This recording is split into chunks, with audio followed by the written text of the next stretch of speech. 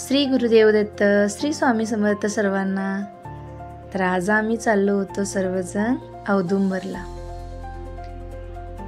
आम्ही दर शनिवारी किंवा रविवारी साहेबांना सुट्टी भेटली ना की नरसोबाच्या वाडीला जाते महाराजांना भेटायला. ओढच लागते वेळ मिळाला की. पण आज ओढ अशी लागली वेगळी की औदुंबरला यायचं होतं. अशा पवित्र ठिकाणी यायला प्रत्येक वेळेला मिळते. माझं किती नशीब आहे. महाराजांच्या सेवेत लागले ना मी, तेव्हापासून माझ्या आयुष्यात खूप बदल घडले. महाराज ह्या जन्मी नाही, परत कुठलाही जन्म दिलं सा तर तुमचीच सेवा मिळू दे माझ्या सगळ्या कुटुंबाला. मी सेवेत येऊन दत्त महाराजांच्या जर काळ मिळवलं असतं ना, तर ह्या 2 लेकरांना त्यांच्या पुढच्या भविष्यात महाराजांच्या सोबत भविष्य घडवायला मिळणार. श्री गुरुदेव दत्त. महाराजांच्याकडे एवढीच प्रार्थना.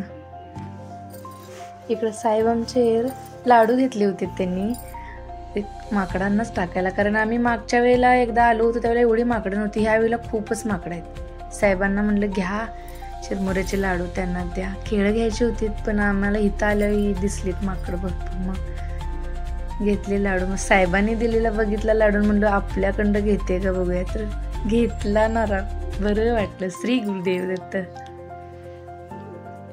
इकडं त्यांना आम्ही खाऊ घातला, हातपाय वगैरे धुतले आणि महाराजांच्या दर्शनासाठी आले. महाराजांचं दर्शन घेतल्यावर स्वर्गात गेल्याचं सुख भेटलं. काय ते रूप होतं माहितीये का. मी दर्शनासाठी खूप प्रयत्न करत होते, पण ह्या ताई काही इथनं आलायचा मार्गच नव्हता. शेवटी एकदाशा गेल्या. महाराजांचं मनसोक्त दर्शन घेतलं, मन भरून दर्शन घेतलं. आणि मग आम्ही इकडं थोडं कृष्णामाईजवळ येऊन बसलो होतो. सगळ्यांनी सांगितलं होतं की मगरीपासून सावध राहा. तिथं बोर्ड पण लिहिला होता. वरतीच बसलो इथं औदुंबराच्या झाडाखालीच. फळं पडत होती खाली सगळी. आणि ही आमची कृष्णामाई किती शांत वाहते बघा. महाराजांना अशी शांतच ठिकाणं आवडतात. चला महाराजांचं दर्शन घेऊन परत चालले घरी. बाय.